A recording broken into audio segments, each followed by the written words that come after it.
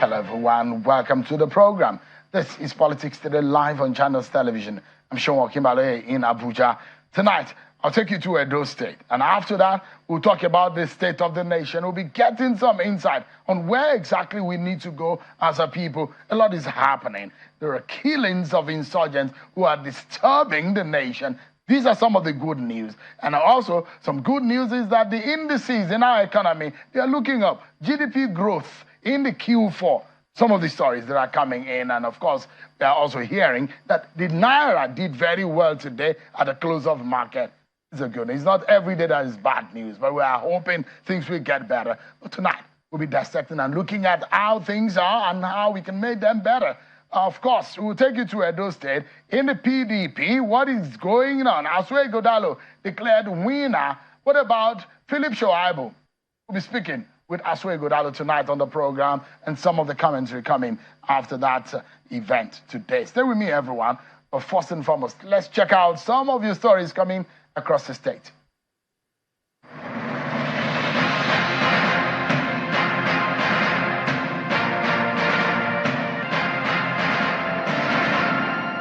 The All Progressives Congress has denied sacking Governor Hope Uzodimma of Imo State as the chairman of the Edo State Governorship Primary Election Committee.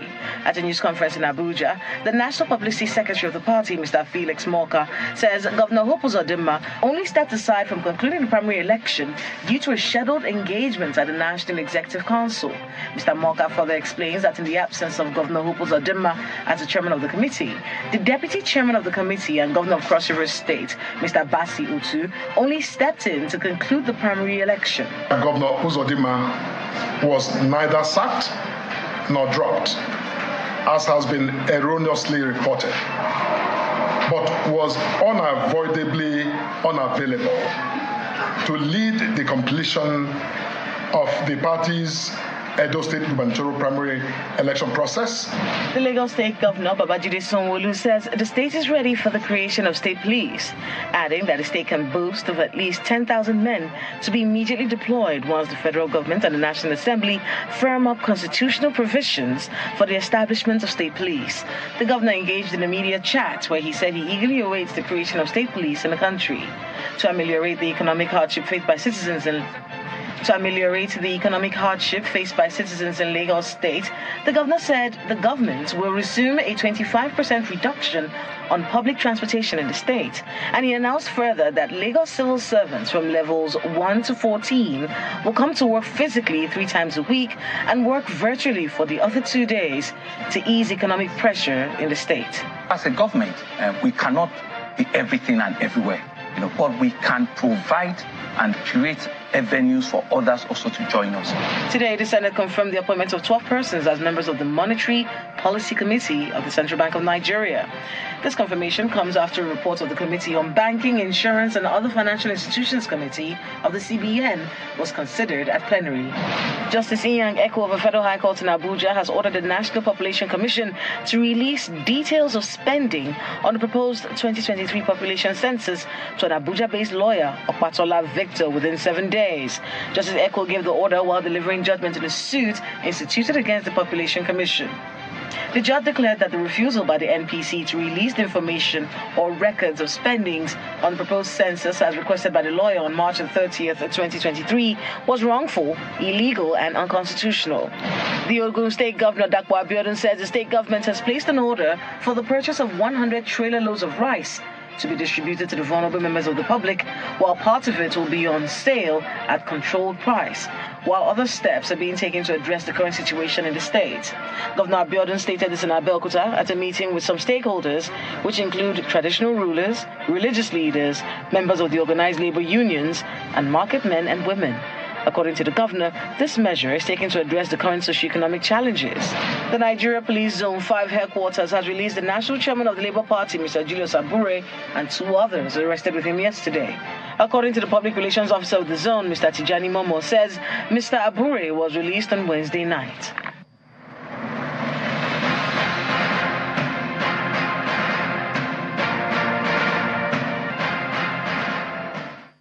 All right, then, you have it. Your political roundup stories, and you've been served. So let's get to talk about our major stories of the day. Asue Igodalo, a lawyer, has now emerged as the winner of the Edo People's Democratic Party governorship primary. He was declared winner at the Samuel Ogbemudia Stadium, where the declaration was made that he polled 577 votes to emerge as the state party flag bearer of the PDP. Let's take a listen to the moment when Asue Igodalo was declared winner.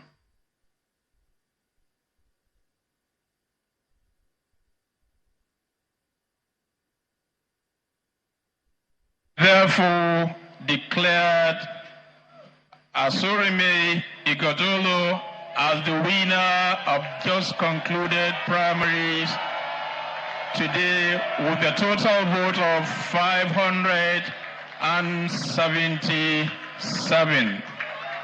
I hereby return elected as the candidate for the upcoming governorship election in Edo State. Congratulations, my brother.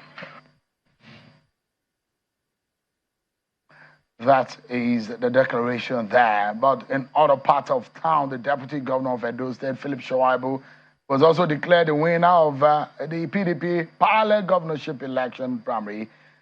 It was not held in that same venue, but it's in another part of town. Take a listen to how these went down. How will you want to disenfranchise authentic delegates and replace them with people that do not exist, if not for desperation? So for me, I'm not a conquered person, and I've assured them I'll take their grievances to the appropriate quarters, and I'm sure the governor of Zamfara should be able to deal with it. And whether they deal with it or not is another different thing. But what is critical is that the election we want, and by the grace of God, a winner will emerge. But if a winner emerge with fake delegates, he will not see the light of the day. But if a winner emerge with authentic delegates, obviously that winner will see the light of the day. And by the grace of God, together we will go into general election. Primary elections is not the end of election. What is key really, the most important one, is not party primaries. It is the general election. And the general election is my focus. The primaries, I'm confident that I will win these primaries. That's the Deputy Governor there, Philip Shoaibu, was declared earlier in a parallel exercise in the PDP governorship primary. Well, earlier, there's some agitated and aggrieved members of the PDP who came together as a group of protesters claiming that they were delegates and alleged that they were denied accreditation at the main venue and subsequently took their protest to Philip Shoaibu's residence. But let's get some insight into what exactly is going on and perhaps some reaction now coming from the man who has been declared by the party. And you saw the governor who declared him who led the committee from the PDP NWC in Abuja to conduct that exercise. I'm being joined tonight by the winner of that PDP governorship primary, Mr. Asue Igodalo. He joins us live from Benin. Thank you so much indeed for joining us. Perhaps congratulations is in order. Good evening, Sheil, and thank you very much. What does this mean for you, Mr. Igodalo? I'm actually quite humbled, very humbled, for the members of our party, the PDP, consider me worthy to be the candidate of the party for the next gubernatorial election. Is a big burden, and it's really humbling. And at the same time, it's a major privilege. And that's how I see it and how I consider it. There's going to be a lot of work to be done on many fronts. Starting from tonight, we're going to continue the work we've been doing to try and get the party together as one. The party is getting more united day by day. It's getting stronger. I was totally and pleasantly surprised by the quality of the delegates I saw. People from Pai Masoge to Senator Way, So it makes me feel good that we're doing a lot of work bringing the party together. And there's still a bit more to be done. starting from tonight, I'll reach out to all my brothers and sisters, aspirants, and we'll start talking. And we've started the conversation anyway, and we'll continue the conversation. Going into September, we have to be one strong, indivisible party. I'm totally confident that if the PDP stays as one, it will without a doubt win those elections because it's the preferred party in the states and we have the proper policies and the effective policies. So, but what's most important at this point in time is to ensure that we come together. My brother and sister aspirants, I'll reach out to them starting from tonight, and then we'll start the work of putting the party into a strong one and get ready for the September elections. Now, are you worried, though, with what we are hearing on the other side of town? There are those who are aggrieved, and now it looks like PDP may have two governorship candidates. The Deputy Governor, Philip Shuaibu, is emerged in a parallel governorship primary. How worried are you about the scenario? You know, I didn't even know anything until I was listening to you before the program started. I was listening to the trailer of the program. I didn't know anything else happened in town because we were going through a process that was blessed with the National Working Committee of the party, properly effected in accordance with the constitution of the party and the guidelines. We had ward congresses, national delegate congresses. Results of those congresses were published and had accepted by the National Working Committee after going through the proper appeal processes. The National Working Committee published the list of those delegates as it's supposed to do. The National Working Committee also appointed the Electoral Committee headed by Governor Dauda Lawal and co-chaired by Governor Sheriff of Delta State. And we went through the proper process today, accreditation of identified and accepted delegates. And those delegates came into the venue to vote. The process also specified that the venue be established. The National Working Committee established the venue as the Samuel Ogbemodia Stadium, lawn tennis court, specified the time and date, and specified the committee that will superintend the process. INEC officials were present as it's supposed to be. The committee from Abuja, the National Working Committee headed by the two governors, were in place, and they superintended the process. It was free and fair. I'm sure you saw it on TV yourself. The voting was rancor-free. And I think we went through the proper process, the process of the party. I wasn't aware that anything else was happening anywhere else in town. Anything else that would have been happening, I'm sure the party would have something to say about that, and it's not in my place to talk about it. But I think we went through the proper process. This is the authentic process of the party in accordance with its constitution. So I'm not worried. The question you asked was if I was, I'm not worried. You know, I'm a lawyer. If you do things by the book in accordance with the rule of law, there's nothing to worry about. It's when you then break the rules that you worry. And I don't think the rules were broken because I saw that the guidelines and the constitution were followed. And we participants in today's process, also we were 7 or so participants in today's process, 2 withdrew, 1 stepped down for me, and I'm really humbled by her confidence in me, Ms. Benedium. And so we went through a great process, and I think the rule of law was fully followed. The chairmen did their work, the committee did its work, the electoral process and the electoral and returning officers did their work. And I think the 5 hours or so we spent in the stadium was open to all to see.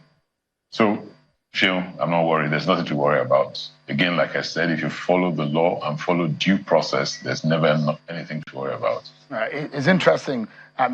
Good that you are a lawyer, but there are those who also will say politically, there are a lot of banana peels that could be laid.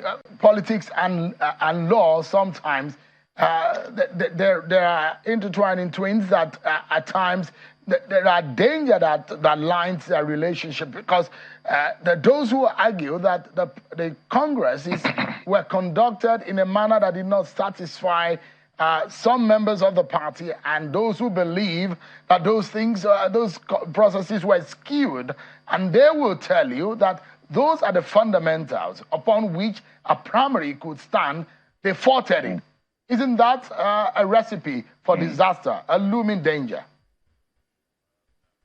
No, Sean. I'll now reiterate and repeat myself. If you follow the rule of law and you do things in accordance with the book, you follow the processes. And from what I saw and my reading of the party constitution and the guidelines as they were issued, the National Working Committee did everything in accordance with the book. National Working Committee of the party organized all of the three processes: the World Congresses, the National Delegate Congress, and today's primaries. The sent-in officials who acted in accordance with the book. That's what I know, and that's what I can talk about. Once you go by the book, by the rule of law, by the laid down procedures and guidelines, then you don't have anything to be afraid of. Banana peels, people throw banana peels even at themselves, so that's not the issue. Once you've done things properly, then you jump over the peels or you walk around them, they're always banana peels. So I'm not too, like I said, Sheon, I've been a lawyer for nearly 40 years, and I would always be on the side of due process, on the side of following the rules and following the law. And that's where I stand. And that's from what I have seen, except somebody can prove me wrong, and I don't think anybody can in this process. Due process was followed. That some people didn't agree with it does not mean it is not the right process. That's all I can say. What I see, what I've read, we followed the due process. The party followed the due process, and we, at least the contestants and those that I knew that participated, followed those processes. So I'm not worried. I'm not worried. If there are any issues, the party will sort the issues out. And if it's not sorted out by the party and people still feel aggrieved, I guess people will go to court and the courts will sort the issues out. I'm confident that the issues are clear, and I'm not worried about that process. But I wish we didn't go through that route, because it distracts everybody from the business of uniting the party, coming together and focusing on the September elections. That's what we need to do. The September elections are going to be really difficult. We're going to be going against the ruling party at the center. There are going to be strong opponents in the other parties. And so we'll have to really buckle down, come together as one party and work extremely hard. I believe in the fruits of hard work. I think part of what we've seen play out today has been the hard work we've done in the last 5 months. My team and I, we've gone through and covered nearly every blade of grass in Edo State in the last 5 months, talking to people, meeting the common people, meeting people at every level, meeting our leaders. And we kept talking, we kept convincing, we kept trying to get people to come together. We kept selling our own story. We kept talking about the path we see for an Edo State that's a prosperous state. And I think our story was bought by the majority of the party members, which is what you see showing itself today. But having said that, for me, I think the more important thing is to have a strong, united party that works for itself, with itself, for the betterment of the people of Edo State and for the betterment of the party.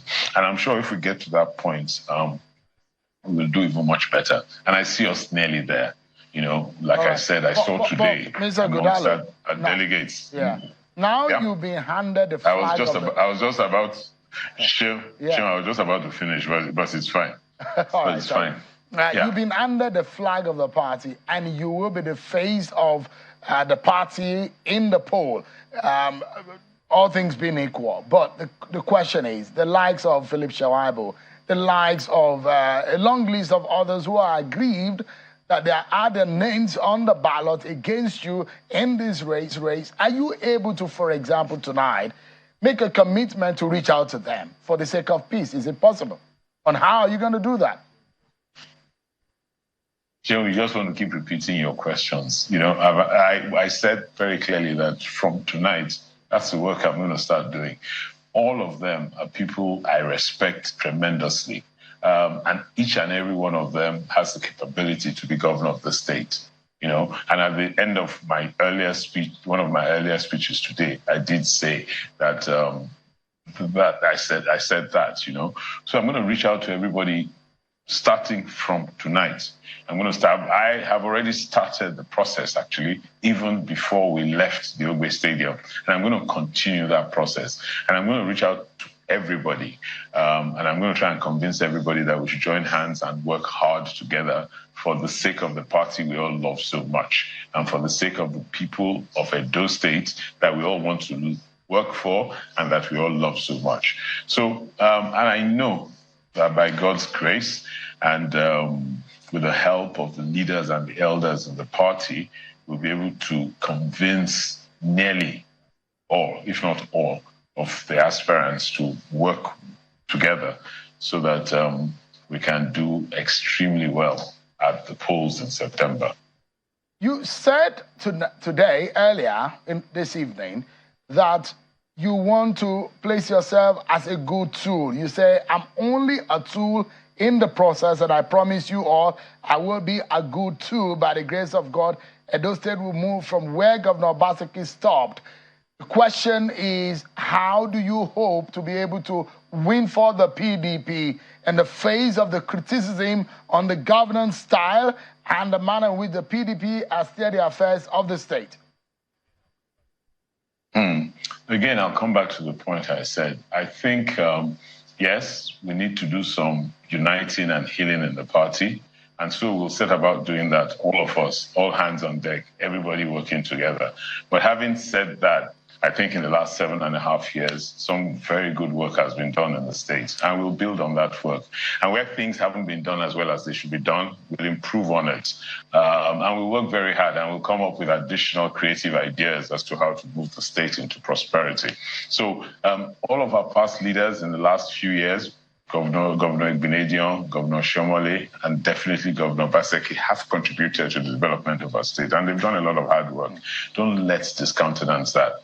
So we will, from the strong foundation that's been laid, we now have a task and a responsibility to build on that and take us into prosperity. Apologies, Mr. Igodalo, to butt in quickly. The question I was asking, what I was driving at, is politically, can PDP win a governorship race today based on their reputation and the reputation of whatever work that Governor Obaseki has laid down in Edo State? Do you have that kind of confidence? Yeah, I'm totally very confident. That's why I said the first step we're going to do, and we're going to start from tonight, is to unite the party even stronger, make the party even stronger, make the party whole as one. Then we will work very hard. The kind of work ethic that you saw from us in the last 5 months will even double that. I'm convinced beyond any reasonable doubt that with the capacities we have in the state, with the capacities of the leaders of the state, the capacities of my co-aspirants, the capacity of other members of the party in the state, if you put all of that together and we get on the road, we'll be able to convince our people that we still have the best policies for the state. We still have the sight to the path that will take our state into prosperity. And we work very hard to continue convincing our people. So my straight answer to your question is that, yes, I'm totally confident. If I didn't think we could win, I wouldn't be here. I didn't come here not to win. I've set aside the last 6 months of my life, focused only on this task. And I'll only do that if I'm confident that we'll win. And I'm very confident that the PDP is a strong party in the state. Members of the party are strong politicians, and we will work hand in hand and very well together, and we'll win, by God's grace, the elections in September. In the face of this daunting challenge that the nation and the myriads of problems that the nation is confronted with, what would you like? Should you be given the opportunity to lead and govern Edo State? What would you like Edo State to be noted for in the midst of all of these? Because Edo State will have to play its own quota in the league of the Committee of State in the nation. What would you like Edo State to be identified for, to produce for the center? We will First of all, not for the center, for Edo State, and then benefits the center. You seem to forget that we're a federation. But I'll come back to that. And I'll come back to the economics and the social. But first of all, let me talk about the value system. We will be sympathetic and empathic in Edo State. We will love each other. We will be a state where we love our neighbors and we work for each other. So that, for me, will be something we must put on the table. We'll be a state of strong values, strong family values, strong values in the school, the way I grew up, and we'll inculcate that, we'll bring all that back. Once we set that foundation at that level, then we can build on it economically and socially. Edo State is ready for tourism. Edo State is ready for agricultural takeoff. Edo State is ready for mining resource takeoff. Edo State is ready for creatives, ICT, sports. Edo State is just waiting to take off. It's waiting to explode in a positive way. So there are many things and many directions. There's certain work that's been done. Today, Edo State is the leading educational state in Nigeria. It's moved from maybe number 28 or 29 to maybe 1 or 2 in the federation, building skills that are fit for purpose and building skills that are fit for businesses. So there's so many things, our healthcare system, our civil service reform, there's so many things that are happening in those states, and we can only build on those things, Yeah. I'd like us to wrap this conversation in about 30 seconds. And my question is about how you hope to work yourself out of what has become a reputation politically that you have in the state. You are saying as someone that has been imposed by Governor Obaseki, how do you hope to manage that kind of reputation and work yourself as a man of yourself? Are you able to tell Edo people that tonight, because they have predicted that this has been an answer to a question scenario, that you are a man of Governor Obaseki, is going to impose you as a candidate of the party, that those who have said that will say, they said right, they were right, and now how do you hope to justify, to tell Edo people that Asue is a man of himself and will be a man for the people of the state? People that say that, and I'm sure many people don't say that, people that say that do not know the people of Edo State. The people of Edo State are enlightened, exposed, educated, self-willed, and they know what is right from what is wrong.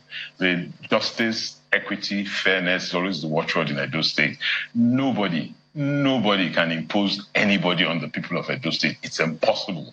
Nobody can impose anybody on the people of the party members, the PDP party members who are Edo State citizens. It's impossible. So people that say that are just trying to create an impression and trying to distract and say the wrong things. So Governor Obaseki is not your godfather, political godfather.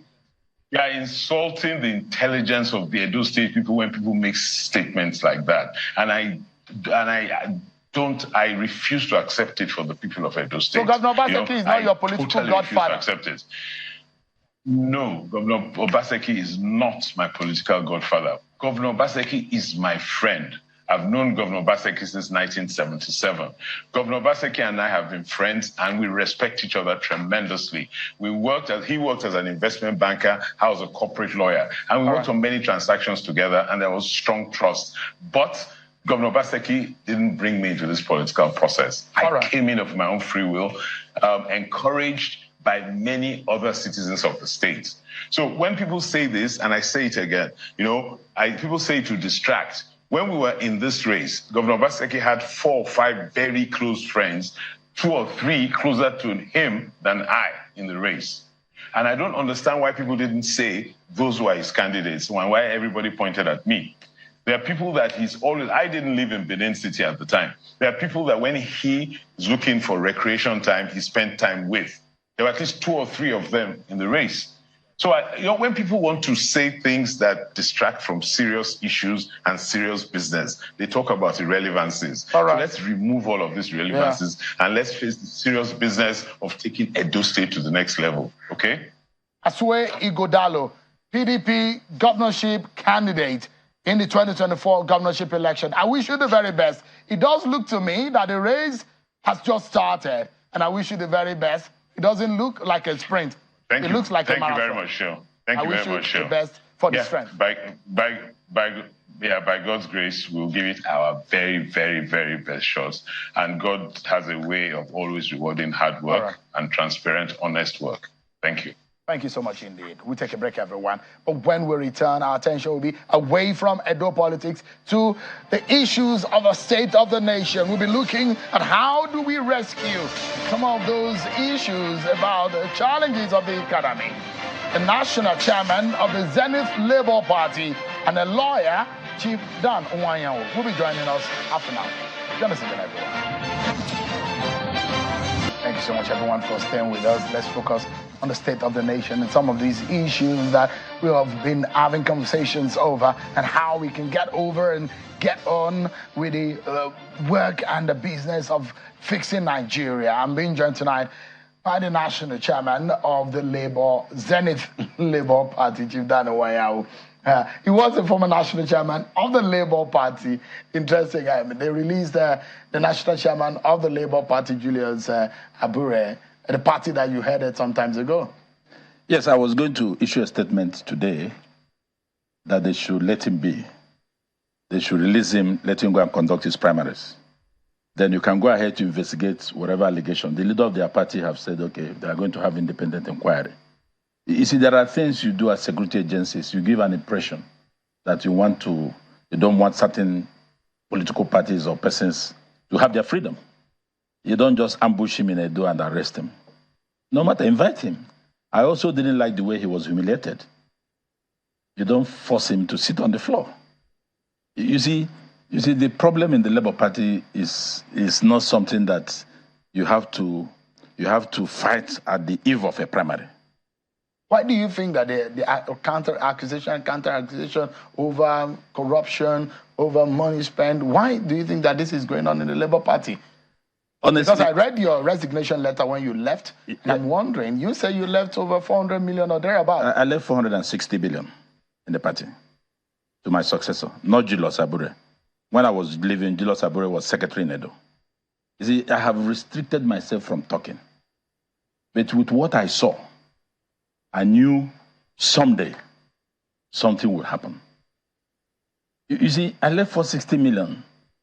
And within 3 months, the money was blown. I can stay here and give you 3 transactions that brought the money.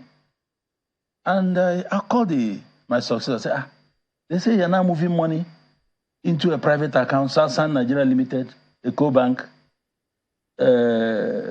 AP Plaza. He said, let him check.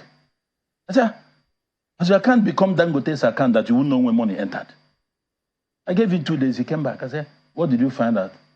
He said, well, that I said, what happens if you didn't win any governor, as we had Mimiko then? How would you run the party? He said, Chairman, you have done your own. Allow me to do my own. I said, really? He said, yes. I said, okay, this meeting is over. Leave my own. So you saw this problem coming? I knew it would come. You see, when you work with people and all they know is money, money. And this was a party I ran. I headed. No allowance, no salary, no per diem, no official vehicle. The office used to run the party throughout the period was my private office, which I'm still using to today. And apart from money that came from Mimiko from time to time, I used my money to run the party. I thought I was dealing with human beings. Immediately I left, they swallowed the 460 million in 3 months. And more money came because that time the party was getting acceptability. I said, go and read the Nwanyawo's resignation letter in the internet. In fact, at the time, they tried to involve the National Security Advisor, as if the money that came from Akwa Ibom, 70 million, was meant for him. I put it in the letter. I knew that place will explode. So, is that I try to restrict myself. What I cannot handle, I let it go. Let's talk about the state of the nation. That's the reason why I invited you. This is just an aside. What is going on in the country today? What, in your mind, do you think is the way out? Because that's what all of us are seeking, isn't it? Yes. I think Nigeria is in a very precarious situation, arising from uncontrollable inflation, and which has caused, lack of essential amenities, insecurity, and all that. But we must have to understand why we are here. So, you see, for 8 years, we kept quiet. And the foundation for the destruction where we are now was laid. You mean under the Buhari government? Of course. President Buhari destroyed this country. What do you mean by that? Is that fair to say? Look, those of us who spoke at that time, we were called bad losers. But we knew we would get here. Unfortunately, President Tinubu is the man now carrying the thing, as if he started here. But it's the same party. But we must put at the point where the whole thing started. You could see all the discoveries. Money was released for certain things. They entered individual pockets. Dollars in millions and in billions were taken from the central bank into individual accounts for individual personal use. And you think the economy will stand? Is it your view that there is a lot of corruption in that government? Of course, that government for 8 years was the most corrupt government, all the governments put together. But that was the government that said it wants to fight corruption. It was just lip service. So when it was here, I told you that in 2010-11, I visited President Buhari in his house in Kaduna. Twice. There was no session I had less than 2 hours with him, one-on-one. I had to beg him to come and take this same Labour Party ticket for president. I spoke with General Buhari as he then was every Friday after mosque until he formed CPC. Until later, they have arrangement with ACN, which brought APC. Osito Kechuku, Mustafa Salihu, who is now a senator, Buba Galadima, Sule Haman and myself, we are the key people for Buhari. Let him come for a meeting, we'll lead him, we'll take him everywhere. You know, I didn't see Buhari throughout the 8 years. Not that I don't ask for anything. But do the right thing. Those things you told me in your house, why not do them? But is it about, because the personality of the Buhari personality is on one hand. Yes. The government of Buhari is another thing. The Buhari that you met, that you knew, that you had conversation with, which you've said is government, was the most corrupt government. Put all the government together, is the most corrupt government. In Nigeria. All the governments in Nigeria, all the corruption. Since 1960. Buhari's government was the worst, or is still the worst. Since 1960. Can you give evidence? You're a lawyer.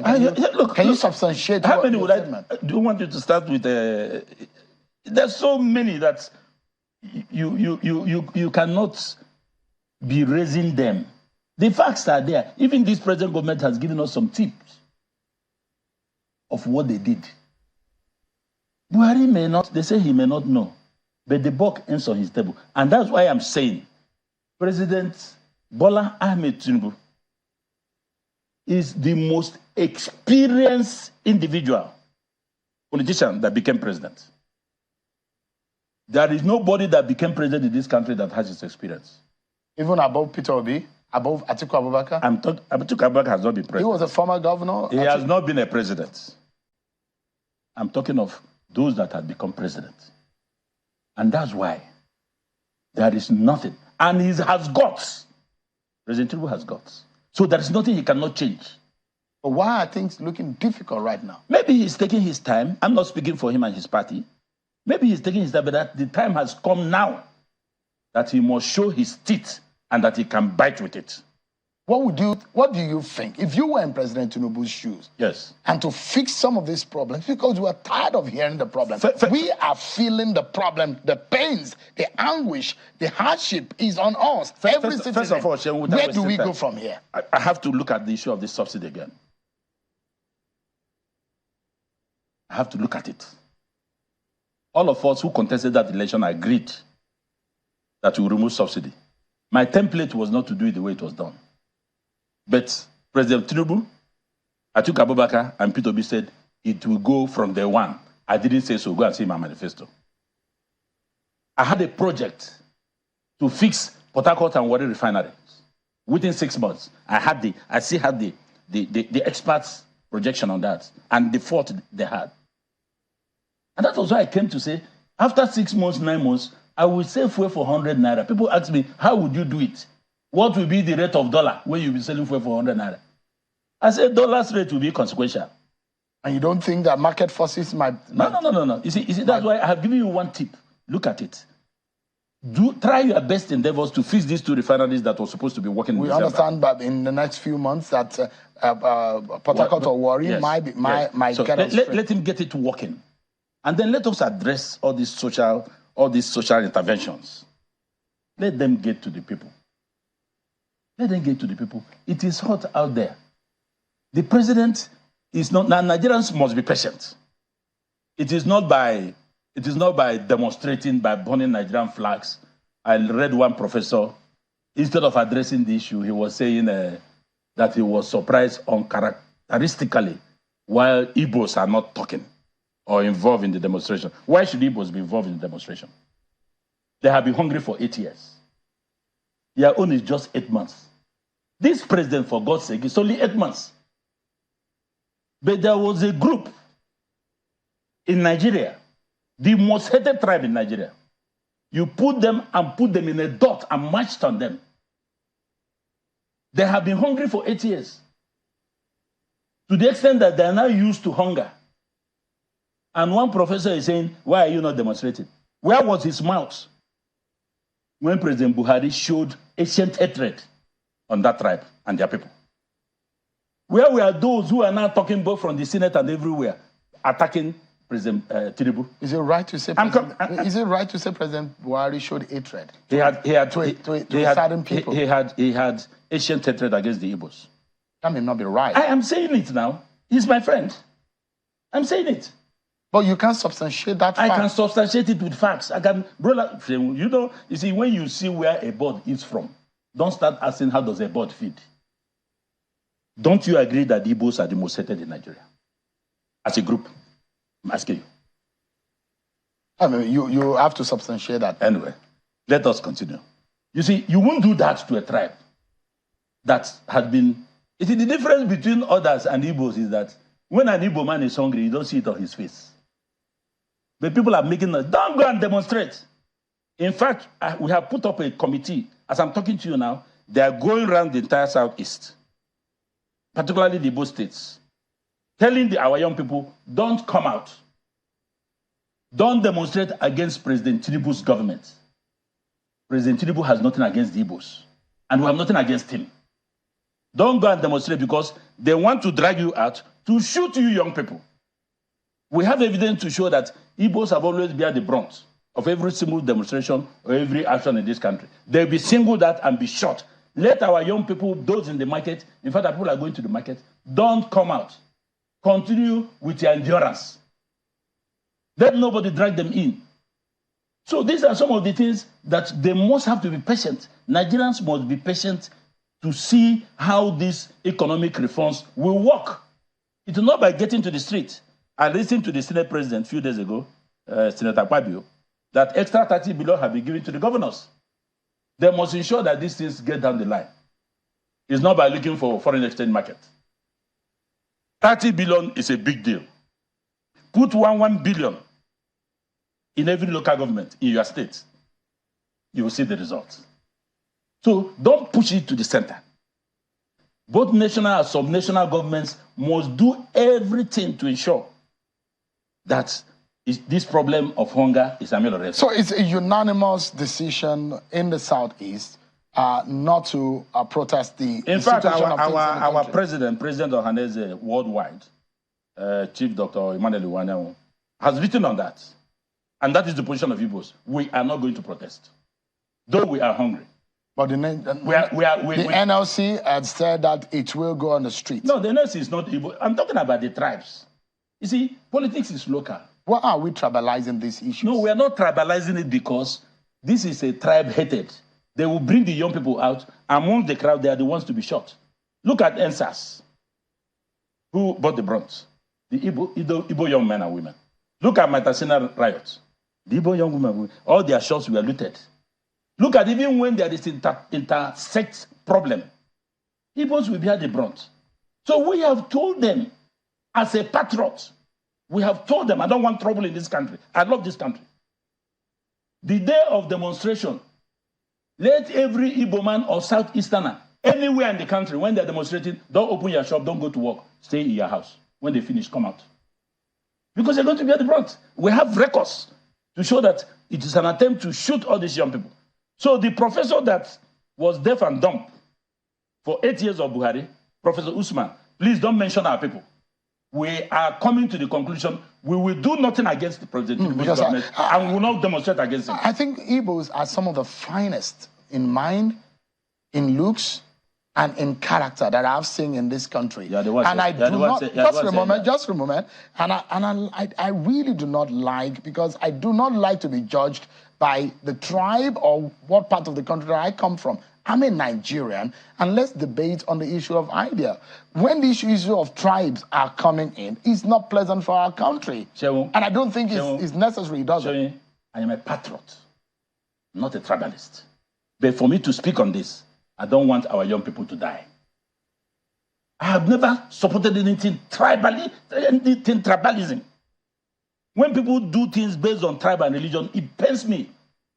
But this has to do with life and death. But I have to alert our young people so that they don't die. Because if they come out and they are shot, they would have died unsung and unwept. The question is that hunger does not know tribe or religion. Yes. So the fact remains that if you cannot buy the same market we all go to, the question is, if you are speaking to President Tinubu tonight, what would you be telling him in how this country must move forward and what needs to be done? I'll give you two instances. One, look at the issue of this subsidy.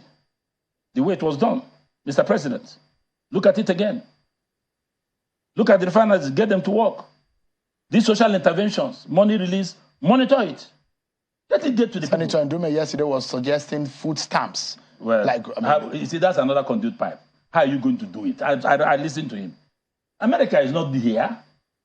America is not here. Food stamp, all the details are there, addresses are there. You can easily cross-check whether they got it or not. Yeah, we don't even know those who are Nigerians and those who are where they are. And that's why our children were fed during Buhari's government, during COVID, when they were in our homes. But hundreds of billions of naira was spent to feed their children and mine when they were in our homes. It happened before our very eyes. Chief Zanewayo, many thanks. I really appreciate your time tonight. He is the national chairman of the Zenith Labour Party. He was on the ballot also in the 2023 presidential election. Thank you so much indeed for your time tonight. Thank you for having me. I appreciate it. That's our show for tonight, everyone. Many thanks for watching. I'm Sean Kimaloe. God bless Nigeria.